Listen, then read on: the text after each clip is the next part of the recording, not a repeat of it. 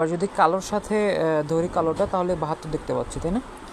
আবার যদি কালো আর হচ্ছে আমাদের হলুদের মধ্যে করি, তাহলে 36। তাহলে খেয়াল করেন, এইখান থেকে এইটুকু 36, আবার এইখান থেকে এইটুকু 36, এই 36 মিলে আসলে কত হচ্ছে? 72 হচ্ছে, তাই না?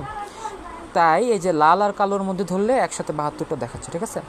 যে 72 ভোল্টেজটা আছে সেটা কি হয়ে যাচ্ছে, এখানে অর্ধেক অর্ধেক করে ভাগ হয়ে যাচ্ছে। হ্যাঁ, আর আমরা যদি এখন সেকেন্ডারি সাইডটায় খেয়াল করি, সেকেন্ডারি সাইডে আমরা দেখবো যে অনেক কমে গেছে ভোল্টেজটা।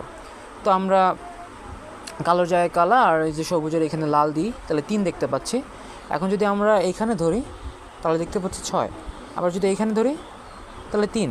এই যে এইখানে আর এখানে মিলে 3, আবার এইখানে আর এইখানে মিলে 3, তাহলে টোটাল 6। তো আমরা যদি প্রথম তার আর শেষ তারে যদি ধরি, তাহলেই 6 দেখাবে।